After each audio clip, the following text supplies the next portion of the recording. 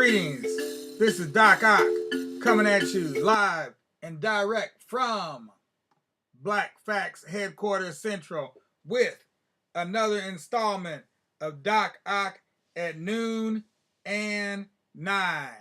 We're coming at you 600 plus strong live streams all about us, weans, where we're from, and giving us an indication.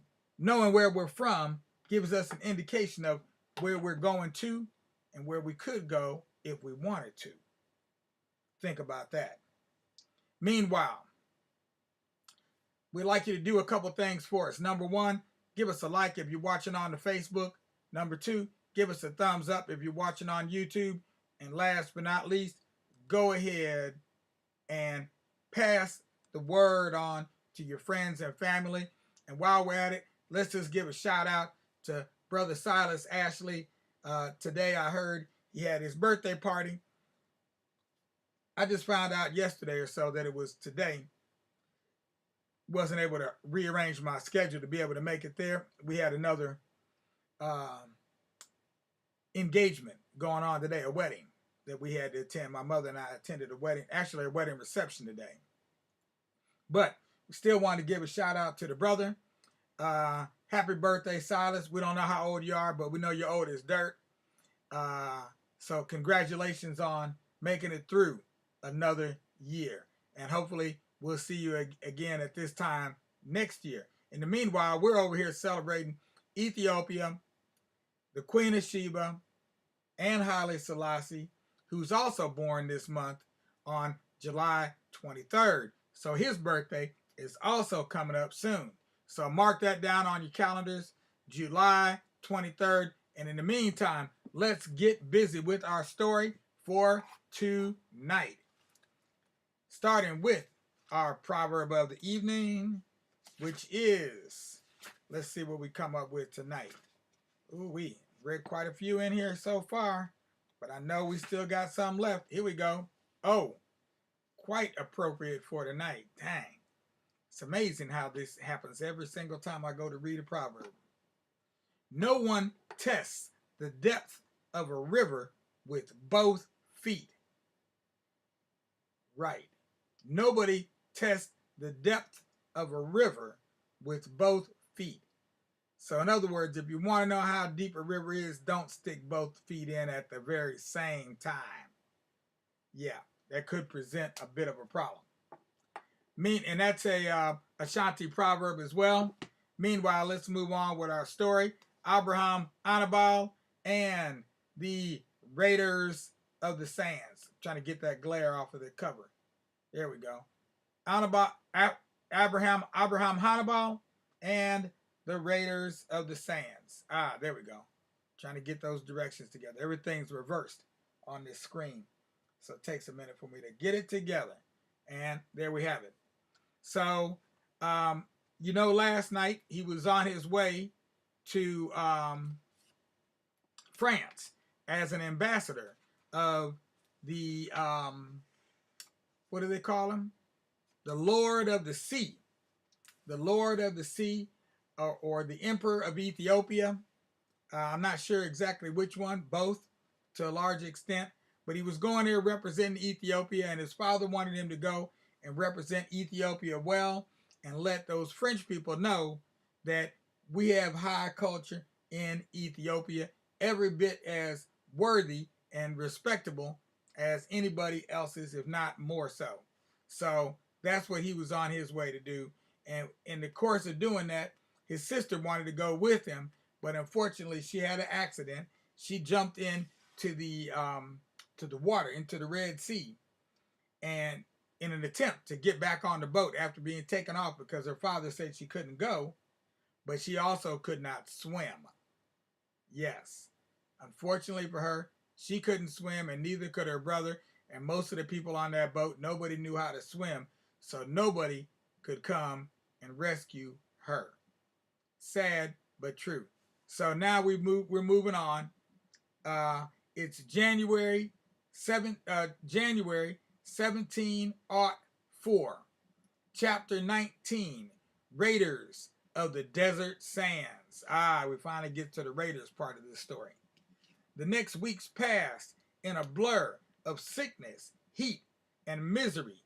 O Laia, wherefore art thou, O Laia?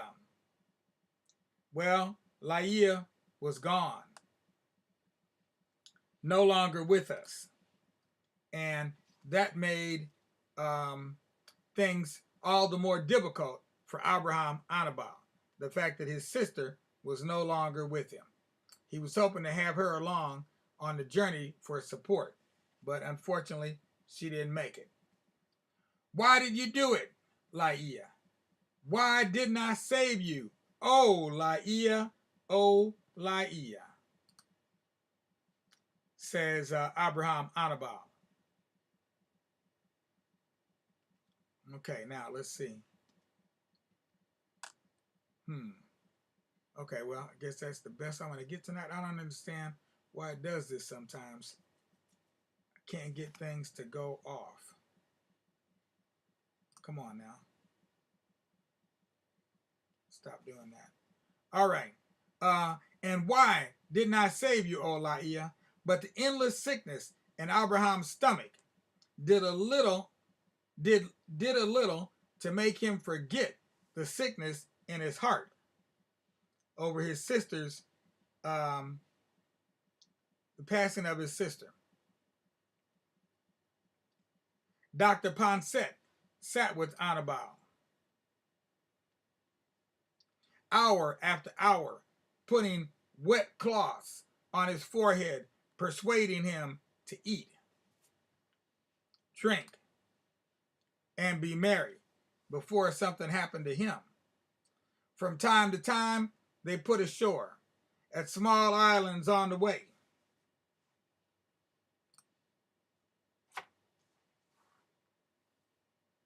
Or as soon as they had crossed the Red Sea, at harbors all the way up the coast of Arabia. It was safest to sail only in daylight for the best chance of spotting sandbanks and rocks, since the Red Sea is one of the most dangerous in the world. And so they would anchor every night at sundown. But whenever the crew went off for fresh water and supplies, Abraham just stayed on board, curled up on his cloak. At last, when his stomach felt better, he sat all day by the side of the ship, endlessly looking back towards the coast of Africa, until the hot sun sank into the sea and the pale stars rose in its place.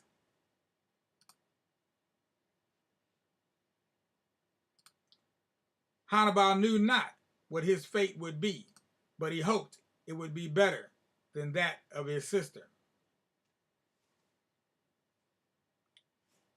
At last, he had to leave the ship. They had arrived at the big port of Jeddah on the coast of Arabia, and Dr. Ponset wanted to have one more try at waiting for the emperor's special messenger, Murad. There were unexpected problems. Ponset's servants spent half a day looking for accommodation and came back with long faces. Jeddah was full up. "Curse it," cried the doctor, as they all sat in a coffee house in the harbor. "Of course, it's the time of the Hajj, the pilgrimage. It's the feast of the sacrifice soon." I think that's talking about this Eid festival. "Your feast, Abraham. Did you know that?" And he put his arm around the boy, for he was a soft-hearted man, and he was worried about him. Abraham looked puzzled. Ponset started explaining. The Muslims celebrate the time when God asked Abraham in the days of old to sacrifice his son Isaac, but in the end gave him a ram to sacrifice instead, cut in Abraham. Of course, he knew the story well. It was his story.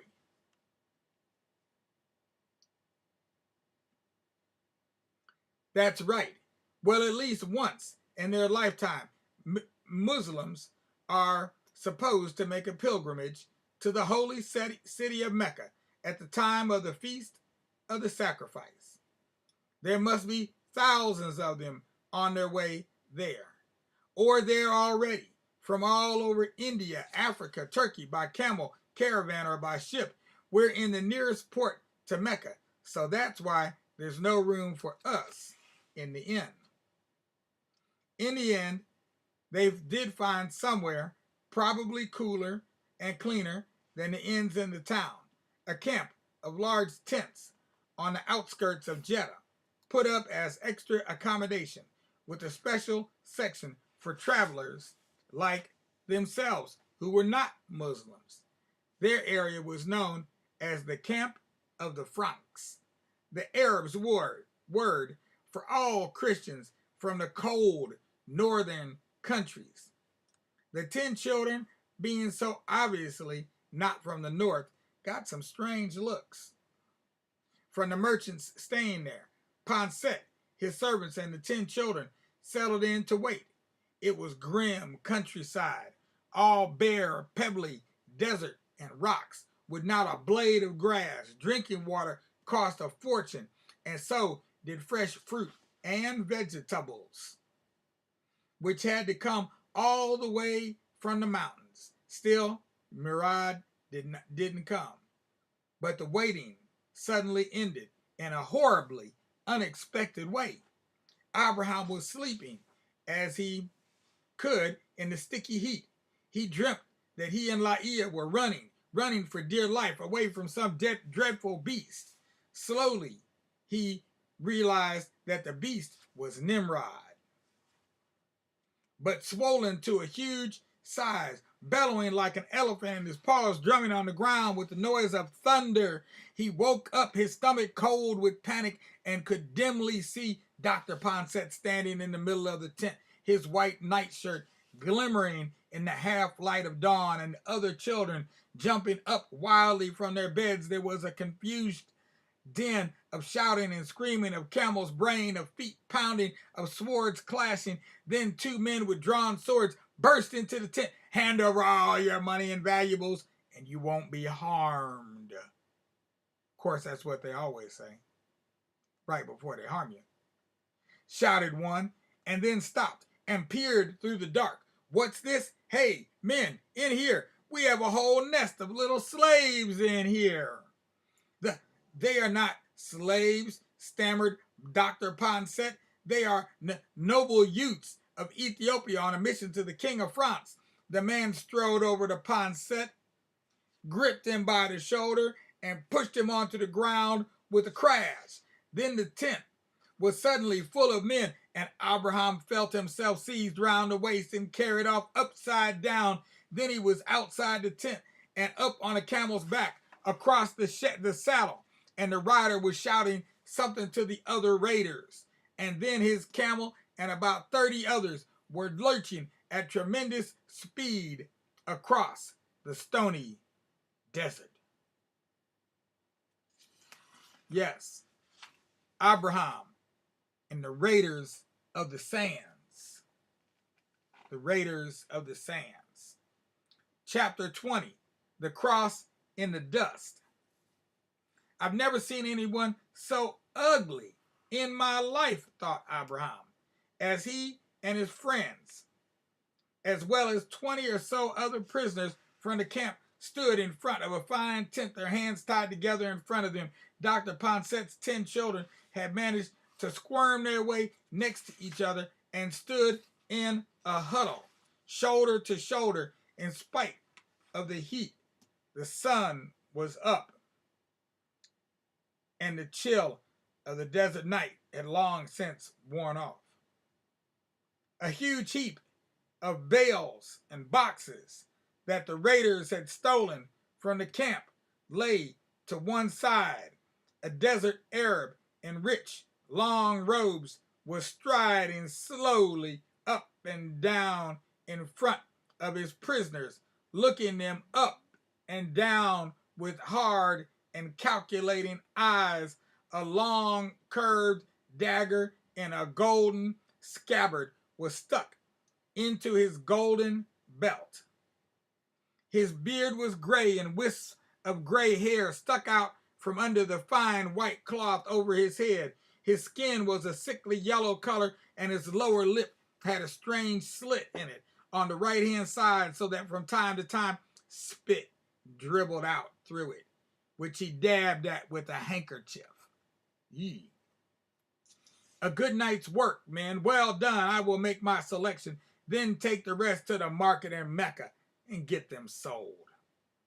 And he carried on his striding up and down, pointing at all of the girls in Dr. Ponset's group and the two biggest, strongest boys, as well as a dark, sweet-faced girl and some strong-looking black boys that Abraham didn't know. His men came and pulled them out from the crowd and took them to one side. Now, men, barked the man with the slit lip, let's get all these pagan blacks to join the faithful.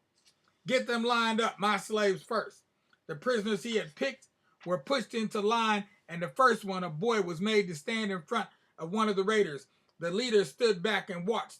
The raider grabbed the boy's chin in his hand and commanded, repeat after me. There is no God but God, and Muhammad is his prophet.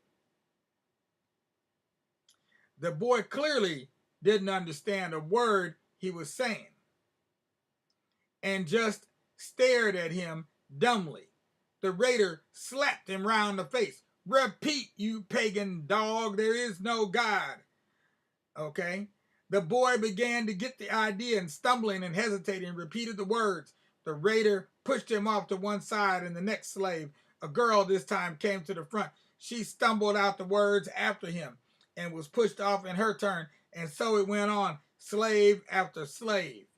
It's going to be our turn soon, muttered Abraham to the only two other children from his group who were still with him, Tades and Aferwork. Two boys, both quite a bit older than him. He knew neither of them spoke Arabic. What's going on? Said Aferwork. What's everybody being made to say? Don't you see? Exclaimed Abraham. They're all being made to swear they believe in the Muslim God. Maybe most of them are just pagans, but we're being made to swear it too. Us Christians, we can't do that. We just can't. I think all the others just have, said Tades quite calmly, but it's only words, isn't it? We don't have to believe it in our hearts. How can you say such a thing? Burst out Abraham fiercely. That's cheating. I don't think... Oh, sorry, they passed that. Okay, good. I don't think so. I don't think we have any choice, said Aferwork. But as he spoke, he and the other prisoners who hadn't been picked by the man with the slit lip were pushed into line. Aferwork was number 7, and with just a quick sideways glance at Abraham, he repeated the words.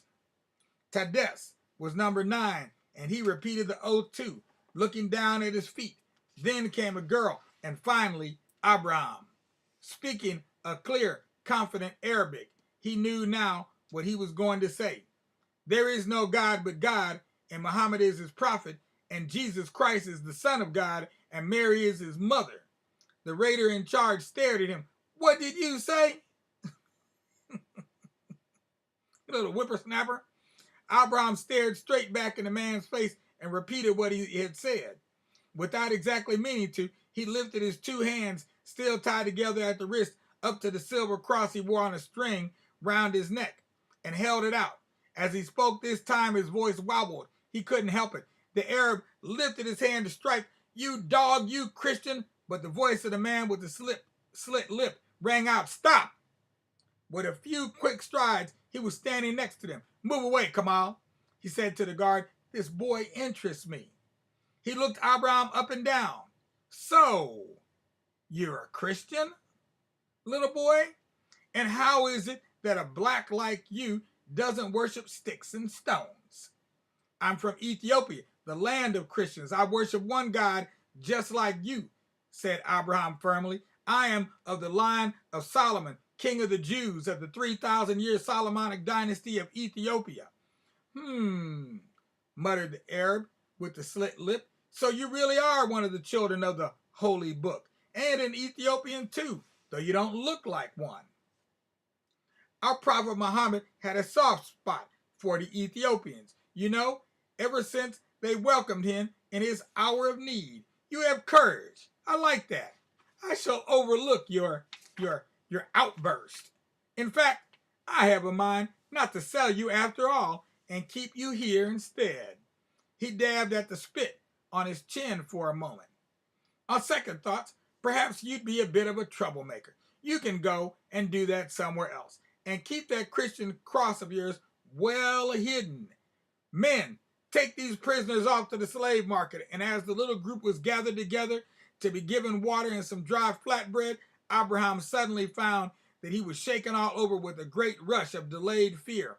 Dizzy and sick and deathly cold in his stomach, he drank the water. It was awkward, holding the cup with his hands tied, but felt too sick for the bread, though he had the sense to tuck it inside his clothes for later. So, as the sun grew higher and its heat fiercer, Abraham's group, including Afawork and Tades, were formed into a line and marched off along the desert track to Mecca, their guards trotting up and down along the little caravan on their camels. To Abraham's dismay, he saw that Kamal, the guard who had nearly struck him, was one of them. Kamal, one of our Muslim merchants at home, was called that too. What a monster this one is. You wouldn't catch this Kamal giving beads away, being kind to Christian children. And we're going to break off right there as he's talking about Kamal, and comparing one Kamal with a very different Kamal. So we'll break off there for today. We're just about done with this book. We've only got a few pages left. So we'll be able to finish this off sometime during the week. We'll finish this book off. Of course, we'll be back here tonight to read one more time. And then we'll continue on Monday. You know, during our noon sessions, you know what we're doing right now is we're reading about the Queen of Sheba and her only son, Menelik. And I've been calling it the greatest story ever told, but I've decided to change that to the greatest story never told, because most of us have no familiarity with the story that we tell in Ethiopia about the Queen of Sheba and her. The only story that we're familiar with is the story of Sheba and Solomon that we find in the Bible. But that story is presented to us as if it's a love story, and that's all it's about, like it was some kind of Tina Turner type thing. But the story was much deeper than that. So if you haven't been paying attention, you haven't been watching, that's okay. Go ahead and look at our playlist. You'll find it under Ethiopia 101 on our Tubular Black Facts channel on YouTube. So go to YouTube, check out the Tubular Black Facts channel, look for the playlist, Ethiopia 101. And on there, you'll be able to see from the first presentation we did on Ethiopia all the way through the one that we did yesterday. So check that out. That'll get you caught up, and you'll find a lot of other interesting videos on there. I like to watch those videos, that playlist, on my TV. Put YouTube up on the TV and let it roll while I'm in the kitchen, cooking, cleaning, doing whatever in the house. You can listen to it because some of it is just audio and some of it is audio visual. So I've got it interspersed with musical selections, etc., that are not really necessary to watch necessarily. You can, but you can just as easily just listen to it or whistle while you work, so to speak. Meanwhile, all you little children out there, you know what time it is. You know what you need to do. I need you to all to put your little heads on your little pillows, on your little bed, and close those your eyes while you wait for that sun to rise. And when you feel those sunbeams beaming down on your eyes, you know that it's time for you to rise and shine, oh chillin' the mind. Greet the new day in a divine way. Grab it by the haunches, and it might just launch you right off into the future. Meanwhile, all you adults out there, I got a few tasks for you as well. And yours are just as simple as the children's. Number one, if you're watching on Facebook, give us a like. If you're looking at us on YouTube, give us a thumbs up. And last but not least, subscribe to the Tubular Black Facts channel. Right there below, you see the big red button. Hit it and quit it. Don't forget it. Do it right now. Don't wait till later, because later won't be greater anyhow. Meanwhile, we're going to go ahead to the extra as we give a shout out to Janice. How you doing out there, Janice? Good to see you on board. And we're going to our extra. Extra. Gotta do the extra.